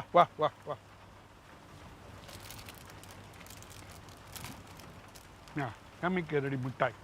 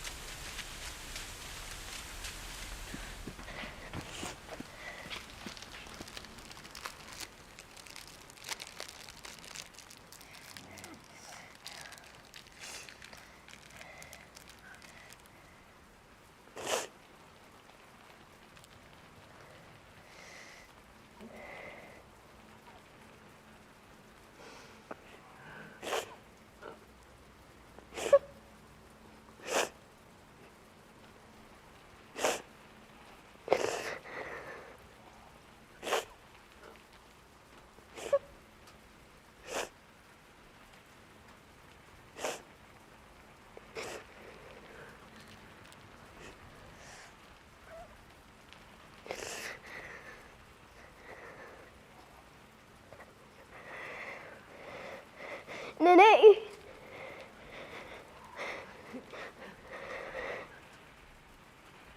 Doctor, nurse, doctor. 医生认为当时的哈景能存活下来，简直是个医学奇迹。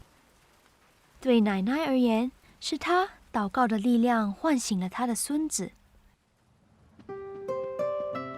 人的一生中会遇到很多朋友，我很庆幸在我最懵懂的年纪遇到了哈景。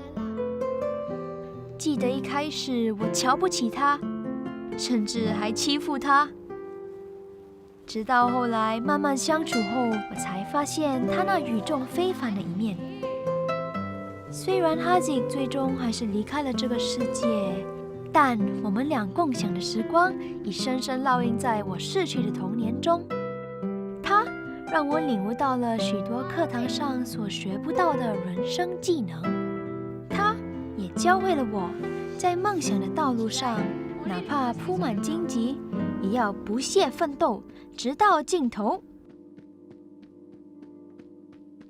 那些曾共享过的欢笑与泪水，始终让我难以忘怀。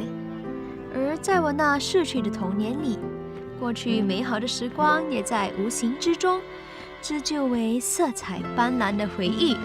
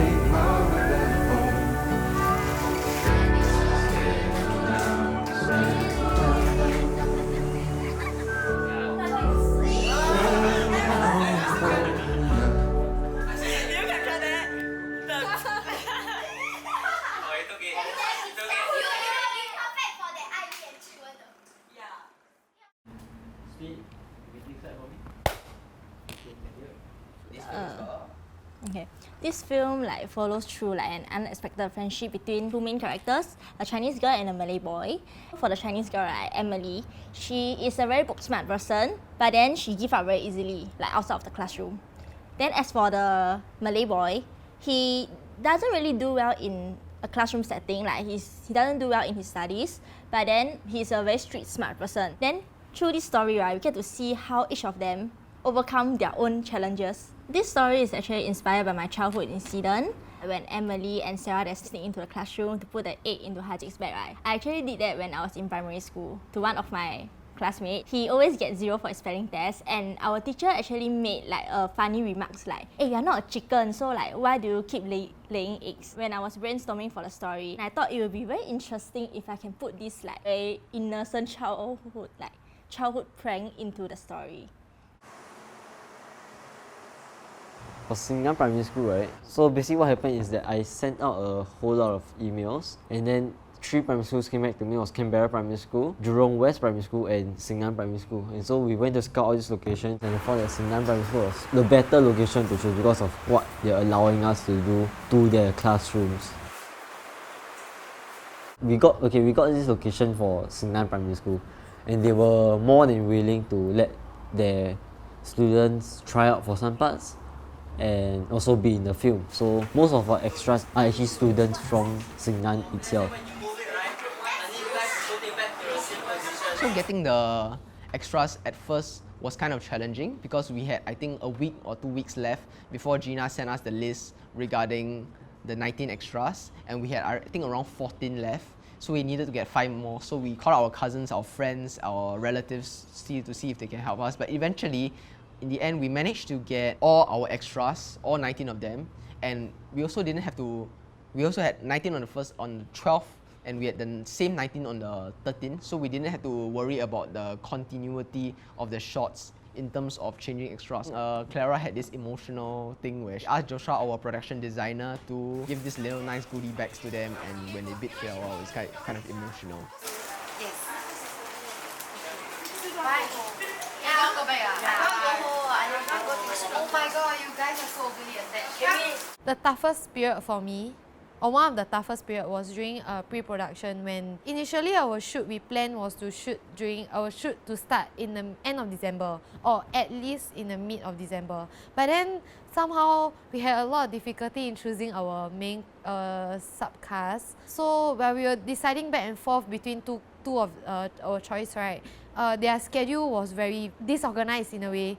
Yeah, very spread out. While we were planning the shoot dates, we had no choice but to start on 2nd December, which out of all the other teams, right, all the other 7 other FYP teams, we were the first to shoot. Everybody during the period of December, right, they were able to have their mock shoot, but we weren't because we had to start shoot already. So in a way, right, our pre-production was so packed and everything was very rushed. We had to choose, we had to plan our art in advance, we had to plan location, we had to plan our cast ASAP and everything. So when we started very early, right, I think that was the most stressful part. 我们去 sourcing 买东西的时候也很麻烦，因为90年代是没有很迟，也没有很早。你看你要把这个放进去嘛，你把这个放进去，让人家会觉得这个是2000年的东西，它确实是90年代的东西嘛。对。那你不可以 argue， 人家看到一半讲，这个不是，等你跑出来讲，actually 不是。因为90年代有些东西你是觉得说，我们现在是我的客户是2000年初嘛，你会觉得2000年初是2000年的东西。Actually 那个东西90年代就已经有了。你找80年代还容易，你找70年代、60年代，人家还跟你讲可以，就是90年代 is not here not there that kind，所以就比较难拿那个 era。Yeah， so 那个是 one of our bigger struggle, I would say. When I was doing my research, right, to look for reference, there's this kid film titled The World of Us. So I felt like that film was actually a successful film about a kid story. So I wanted our film to be as successful as that. So that's what motivated me, and I believe that's what motivated the rest of the group as well. Actually, my favorite set is the one at Xingnan Primary because we mock shoot a lot for Xingnan, right? Then on set itself, it feels like all our effort is coming alive. Then it's just nice. During the classroom scene, we actually use tungsten lights with blue gel to actually enhance the sunlight from the windows so that it looks more natural than unnatural.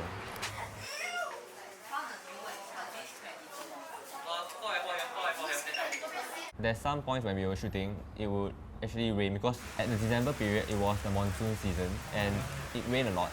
It took a lot of time to actually light up the scene because everything went dark, and then we need to recreate the same ambient as what it was when it's sunny. So using the gimbal was like probably the worst thing I had to deal with. I had to like tear down the camera, like all the cages and everything, and put it onto the gimbal and then like balance like all the 3 axes. It takes like very long, like 30 minutes to 45 minutes. It's like one of the worst things to do. So on the 13th of December, right, was our 4th day of shoot, also known as our last day of shoot at Xingnan. And we couldn't finish our last scene in the classroom because the school had limitations as well. Like, school was starting for them. So the teachers had to come back during the last week of December to prep the classroom for the new batch of students.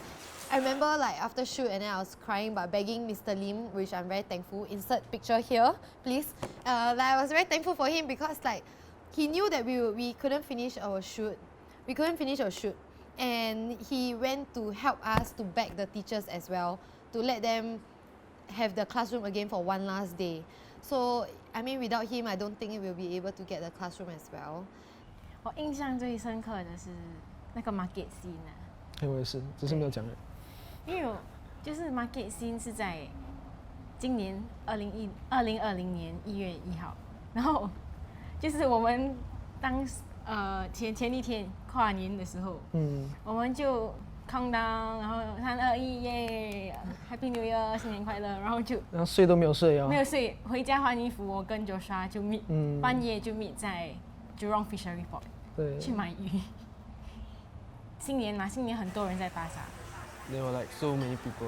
We didn't even think that there would be that many people in the market at that time. There was this shot, right? The camera have to like move back. We cannot see who's at the back. So like I have to like be in the middle of the camera and like the auntie and uncle at the back. Then like sometimes like the camera is pushing this way. Then like there's people standing here. Then sometimes I'll get squashed in the middle. Then I remember I got like hit an auntie on the head before. I feel so bad. But yeah.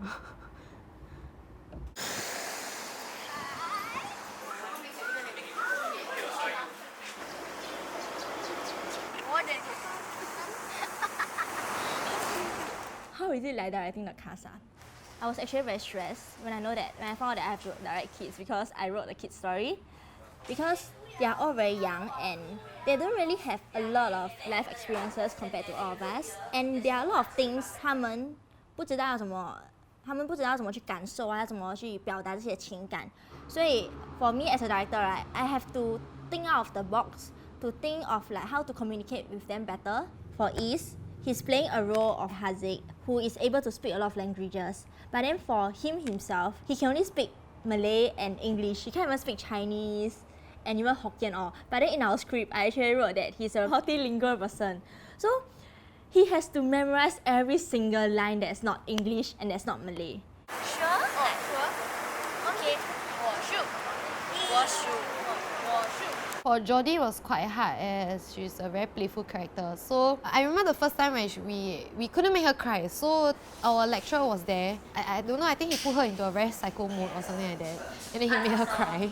And then we learned from that. So the second part was the mini-mart. And it was the first scene of the day. So we were all very bright and lively. So while we were wetting her down with the hose, right, we put her one side and then we decided to talk to her and we were like, so me and Qianqi, we started crying first. So in order to make her cry, we cried first. And one difficult thing I think for the crying scene is that we only had one take. But we took more than one take for that crying scene. And then we couldn't really get her to cry that much anymore after a while. Because her tears kind of dried up and she went back to her happy little place. Yeah, so yeah, it was quite tough. It was very draining. Yeah. One thing I struggle with editing is some parts of the acting is better in like say take 3. But then another part of the acting is better in take 7.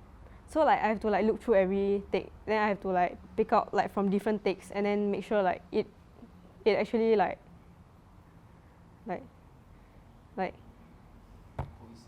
yeah, cohesive.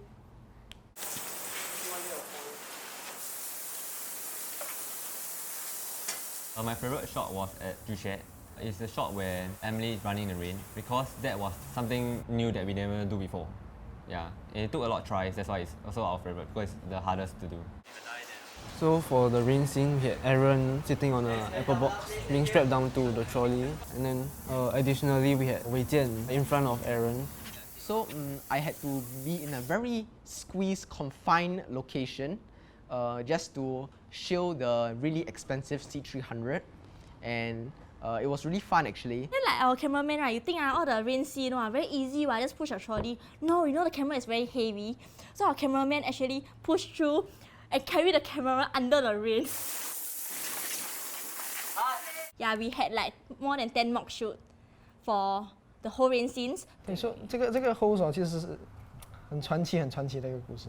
所以我在做 internship 的时候，我就有看到嘛，他们就一卡车里面就一个 water tank， 是人家拿来浇花那种啦，来做 landscape 的，把他们就拿来 OK 拿来喷水，把就租一辆这样的车也不便宜了，这样3辆车要2000多。对。then 我是可以拿得出这个钱啦，不过我卖屁股要卖几天的，讲错话。就是我们几个这样拿那个 hose， 那个要撕到完。如果你站住这样喷的话还可以，可是你还要拿住然后一起跑，有一种会不危险啊，因为你怕滑倒还是什么，或者like trip over 那个 hose， 然后他比较辛苦啦，因为要被骂是吧？因为那个 hose 不是因为那个 hose 很多嘛，然后我们不是 connect with 那个 hose fastener， 然后那个 hose 就会一直爆开。因为那个 water pressure 压力太大，那个水的关系。Like I want to write a story about childhood is because like childhood is very, it's very simple and very encouraging. When the audience watch this film, right, I hope that they can teleport back to their childhood and then to see the world from a children's perspective, like how this world is actually very beautiful and it's not as complicated as we thought it is. Like 你懂like 小孩子 right？ 他们每次他们遇到什么困难，他们只是来可能哭一天，连第二天就重拾回他们的那些信心来面对这些困难。反而让我们这些来，比如现在我们长大了，对我们来讲，我们每次遇到挫折的时候，我们就想要 give up 啊，想要放弃。来，为什么一个小孩子可以做的，我们现在长大了，我们却做不了了？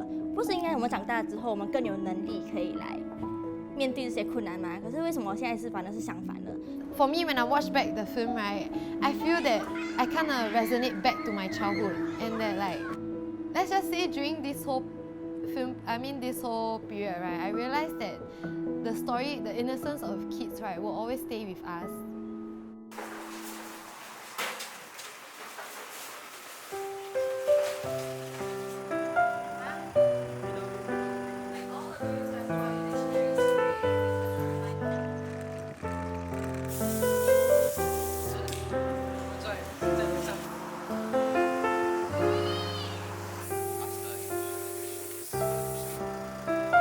I think one of the things to know is that when our final cut was on screen, right, I felt very proud of it, and I felt that everyone, like literally everyone, the hard work was there.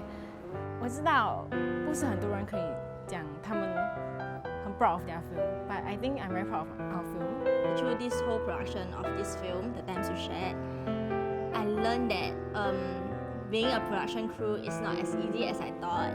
好像他讲的这样啦，你看不到背后他们付出的一切，对所付出的东西，你当时你看的时候，你应该是我没有参加的话，我是看不出 how much effort is being put into。可以用这个词了，无法想象。I really don't mind doing it again, and I kind of miss all the memories we kind of had, even though we had like conflict, fighting here and there, but like.